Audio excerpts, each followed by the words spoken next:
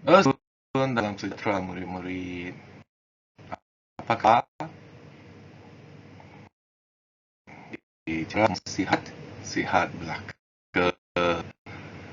Hari ini kita akan sambung dengan bahagian standard pembelajaran 8.1.1 menyatakan kepentingan pengambilan daripada berbagai jenis makanan, iaitu seperti yang sebelum ini. Hari ini kita nak bincangkan semua piramid makanan.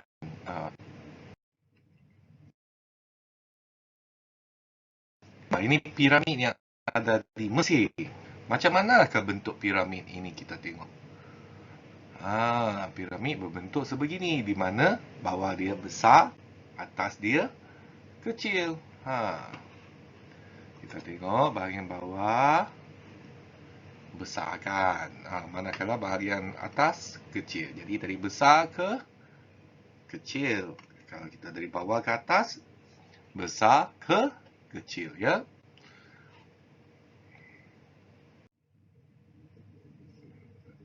Ini pula adalah piramid makanan.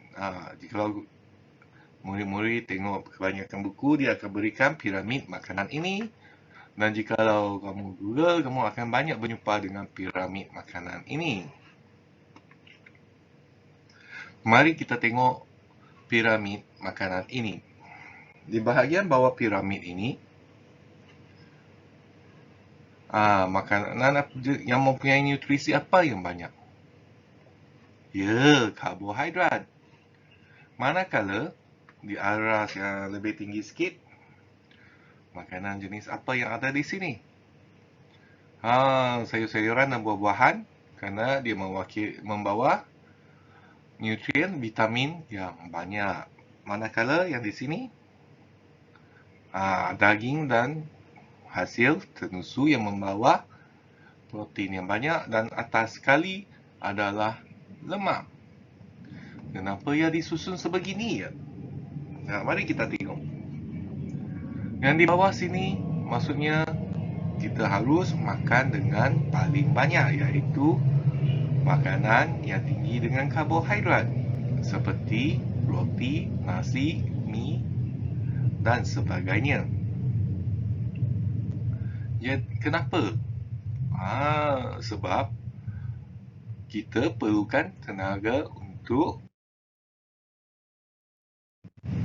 selepas daripada untuk tenaga, kita perlulah menjaga kesihatan. Jadi yang kedua, yang makan dengan sikit daripada karbohidrat tadi adalah vitamin. Tetapi selepas tu makan yang lebih sikit lagi adalah protein. Kenapa protein? Protein untuk membantu tumbuh saraf. Dan yang akhir sekali adalah lemak dan minyak. Ini makan paling sikit. Sebab dia di atas sekali, kita makan paling sikit. Kenapa? Ya, kerana lemak dan minyak ini menggemukkan. Tidak bagus. Ini adalah piramid makanan yang lama sebenarnya, yang kita akan jumpa di kebanyakan buku dan akan kita lihat di kebanyakan tempat. Pada tahun lepas, Kementerian Kesihatan Malaysia telah mengumumkan piramid makanan yang terbaru. Ini dia piramid makanan yang baru kita.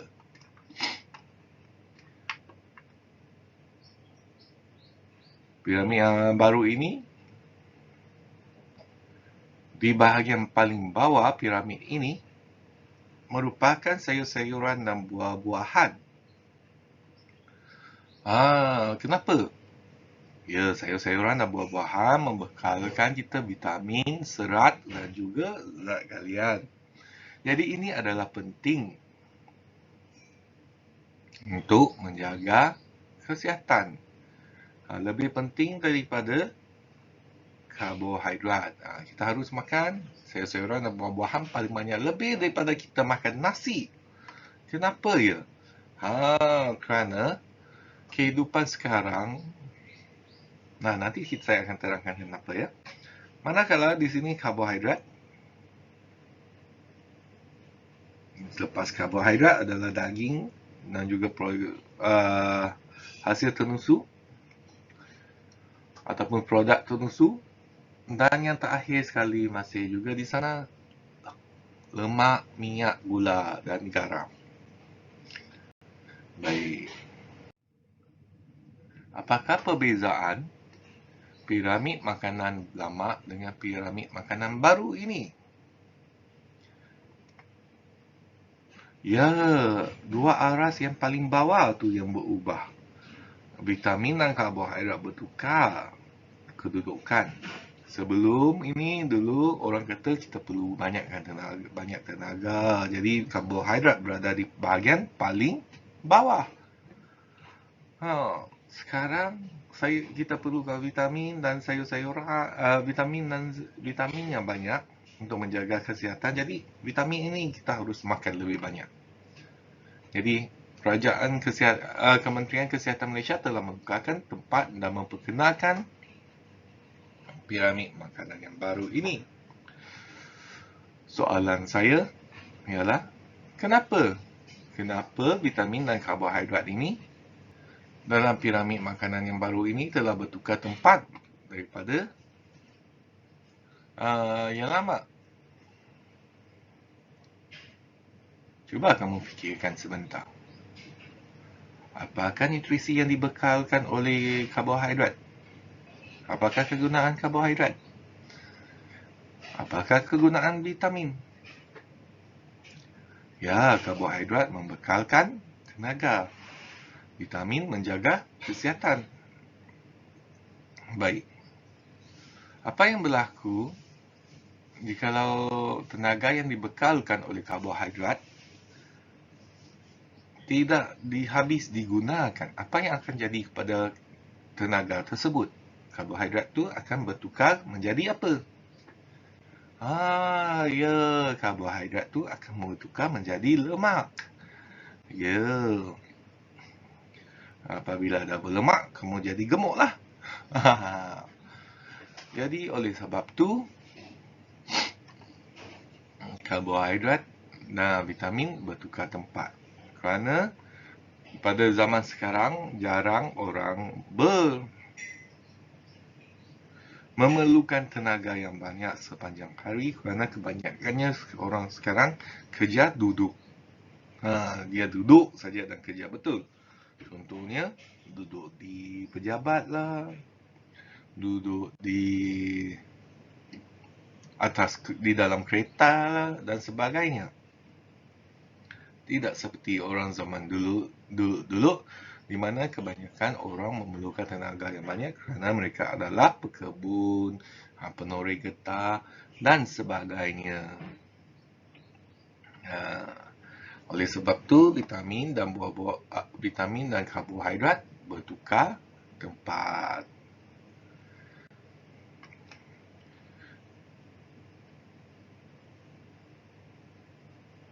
Jelas ya, piramid makanan. Ingat, makan banyak sayur-sayuran dan buah-buahan. Makan sedang banyak nasi, mie, bijiran dan lain-lain yang memberi karbohidrat.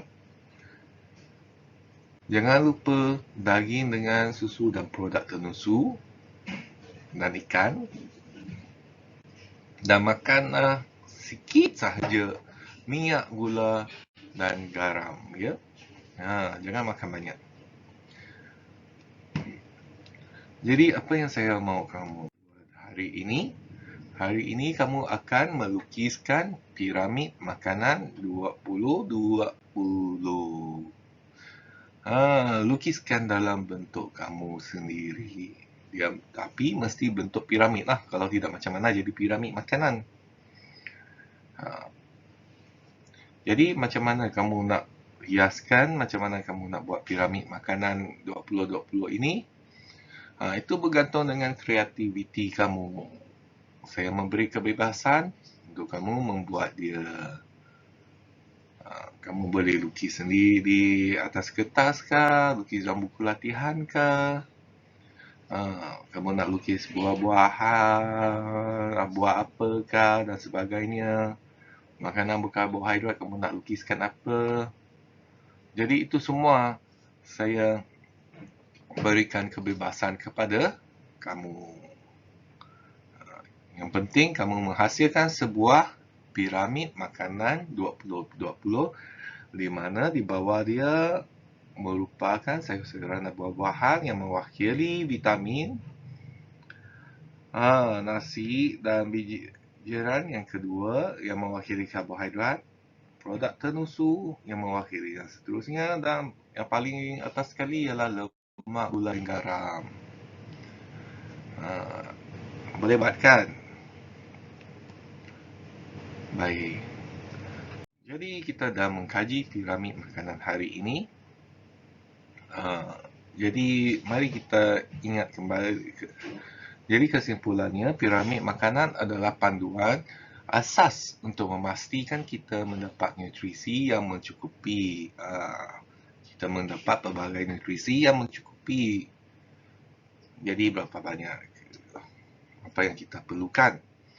Dia merupakan satu panduan asas yang sangat penting.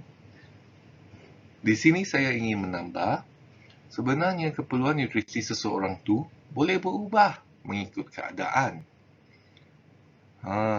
Ya, itu sebab penting untuk kita memahami kepentingan setiap nutrisi tersebut. Kita boleh kaji balik kita sendiri. Katakan saya ingin membuat bodybuilding contohnya. Tahu bodybuilding? Nak jadi abang sado kata orang. Jadi nutrisi apakah yang patut saya tambah ke dalam, patut saya perbanyakkan? Ya, protein. Itulah sebab orang yang buat bodybuilding, mereka selalu minum protein shake. Makan banyak makanan yang kaya dengan protein, kerana jangan lupa protein membantu tubuh besaran. Dia membolehkan kita membina muscle, membina otot. Jadi bila dia bersenam, dia membina otot. Okey.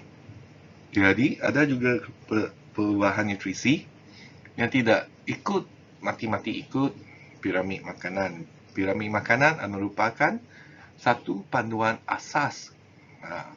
Kadang-kadang seseorang tu mempunyai keperluan nutrisi yang tertentu mengikut keadaannya.